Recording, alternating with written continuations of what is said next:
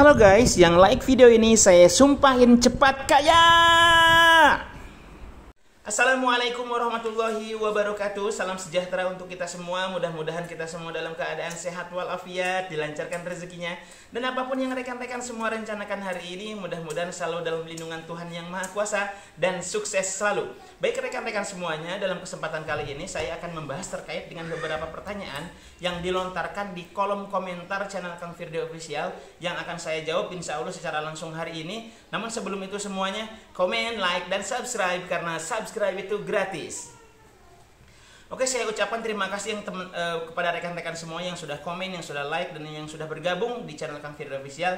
Rekan-rekan semuanya sukses selalu. Oke, pertanyaan yang pertama terkait dengan ini dari @rawon2025 ya. Itu kita langsung saja ke pertanyaannya. Tidak pernah disurvei oleh pihak bersangkutan. Pas buka aplikasi cek bansos, desilnya 6 sampai dengan 10. Pertanyaannya, siapa yang beri penilaian desil tersebut? Kayak gini rekan-rekan semuanya. Sebelum kita ground check ke lapangan, otomatis di sana itu sudah terdata terkait dengan perdesilan oleh BPS, Badan Pusat Statistik. Kapan itu BPS melakukan survei? Setahu saya itu terakhir itu tahun 2022 ya. Tahun 2022 itu BPS atau mungkin disebut dengan Regsosek. Regsosek itu registrasi sosial ekonomi yang dilakukan oleh BPS itu sesuai dengan data yang dimiliki oleh BPS gitu loh. Jadi 6 sampai dengan desil 10 itu sesuai dengan data yang dimiliki oleh BPS, di mana BPS itu menggabungkan 3 data dari data terpadu kesejahteraan sosial, terus ada data Regsosek, dan ada juga data P3KE. Nah, penggabungan data tersebut itu karena memang di ground check tahap pertama itu tidak bisa dilakukan secara menyeluruh, hampir sama dengan itu ada 28 juta data. Nah, sekarang itu kemarin itu pas ground check tahap pertama itu hanya mampu para pendamping PKH maupun pendamping yang lainnya yang ditugaskan oleh Kementerian Sosial itu hanya mampu 12 juta yang sudah disurvei oleh pendamping PKH dan BPNT mungkin ya. Nah gitu. Jadi datanya dari mana? Datanya itu gabungan antara data DTKS terus Regsosek dan data P3KE yang desil tersebut itu diputuskan oleh BPS. Jadi terus solusinya bagaimana kalau seandainya untuk menurunkan desil? Dari kemarin saya sudah menyatakan bahwa download aplikasi cek bansos, terus pembaruan data. Setelah request pembaruan data, nanti insya Allah akan ada yang survei terkait dengan pengusulan pembaruan data yang rekan-rekan semuanya sampaikan. Nah, kapan waktunya yang tepat untuk pembaruan data, untuk pengusulan menerima bantuan sosial itu dari tanggal 1 sampai dengan tanggal 11 setiap bulannya ya. Itu jadi ya. Jadi pertanyaan yang pertama insya Allah ini sudah terjawab. Dari mana datanya? Data itu adalah dari BPS gitu ya. Nah, terus yang selanjutnya itu adalah ini banyak sekali. Assalamualaikum Pak Firdi ya gitu. Nah, ini Assalamualaikum Pak Firdi, ini dari @dikaputra6328. Assalamualaikum Pak Firdi, saya sudah mengadakan pembaruan data untuk alamat di Kakak Lama, numpang perumahan.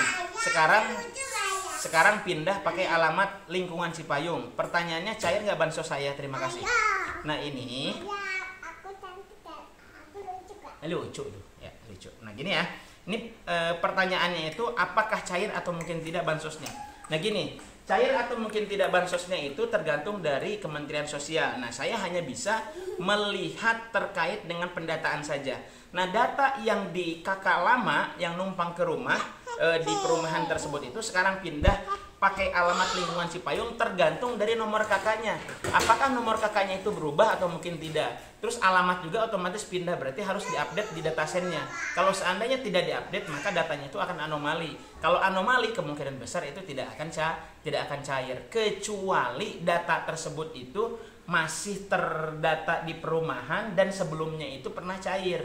Nah, kalau seandainya sebelumnya cair, terus habis itu datanya itu tidak sinkron antara Dukcapil dengan datasen, maka itu anomali dan kemungkinan besar itu tidak cair. Nah, maka itu harus solusinya apa? Solusinya itu adalah pembaruan data, request pembaruan data Agar apa? Agar disesuaikan antara alamat yang sekarang dengan alamat yang nanti di dataset. Karena memang sekarang itu para pendamping itu belum dibuka akses untuk memutakhirkan data yang ada di KK.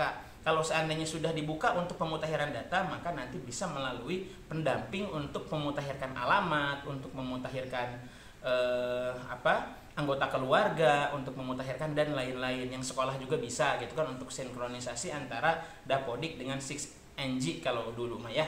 Nah, tapi kalau sekarang para pendamping belum bisa untuk memutakhirkan data karena belum dibuka aksesnya untuk memutakhirkan. Doakan saja mudah-mudahan seluruh pendamping seluruh Indonesia, pendamping PKH bisa memutakhirkan data seperti yang dulu. Kalau yang dulu kan kalau ada pindah alamat terus mengeluarkan mengeluarkan anggota keluarga dari kakak karena sudah menikah gitu kan, atau mungkin yang meninggal, itu bisa langsung dimutakhirkan oleh para pendamping di seluruh Indonesia, tergantung sesuai dengan alamatnya masing-masing, domisilinya masing-masing. Jadi tidak perlu pembaruan data, tidak perlu untuk mengajukan kemana-mana, tinggal bawa kakak aja ke pendamping, habis itu langsung dimutakhirkan data di lokasi tersebut. Itu ya jawaban dari @dikaputra 6328. Cair atau mungkin tidaknya itu dari Kementerian Sosial, tapi kalau dianalisa itu kemungkinan besar enggak cair. Kenapa enggak cair? Karena datanya nanti anomali antara data sen dengan data Dukcapil gitu ya. Itu. Nah, terus pertanyaan selanjutnya juga ini ada yang bertanya terkait dengan kantor pos, apakah karena kan tahap 2 ini tidak cair nih. Tahap 2 ini yang kantor pos ini sampai sekarang juga belum cair. Nah, ketika nanti cair di tahap 3, apakah dia akan mendapatkan double atau mungkin tidak? Nah, jadi kayak gini, rekan-rekan semuanya. Yang sekarang penyaluran melalui kantor pos ya, yang sekarang atau mungkin yang bukan yang sekarang, yang periode pertama, tahap pertama itu melalui kantor pos, peralihan dari kantor pos ke Bank Himbara. Ketika statusnya Bu Rekol di tahap 2 ini, ya kan ya, ketika di tahap 2 ini, maka akan cair double di tahap ketiganya.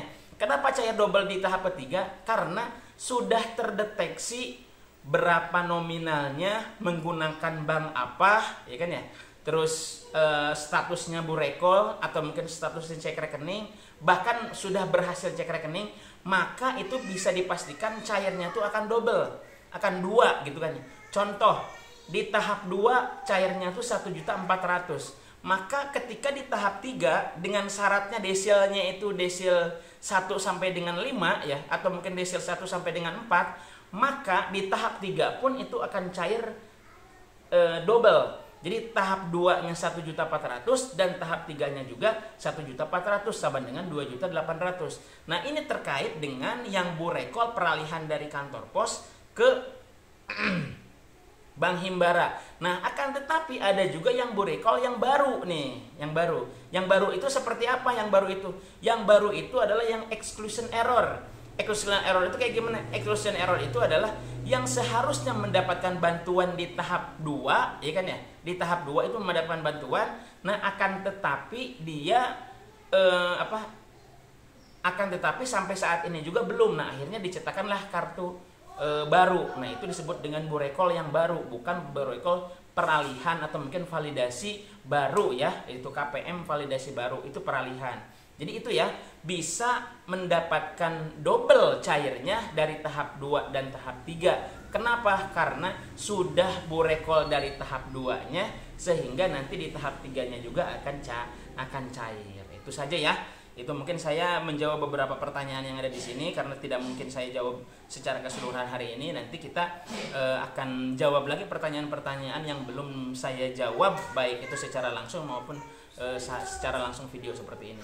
Itu saja yang bisa saya sampaikan. Kurang dan lebihnya mohon maaf. Komen, like, dan subscribe, karena subscribe itu gratis.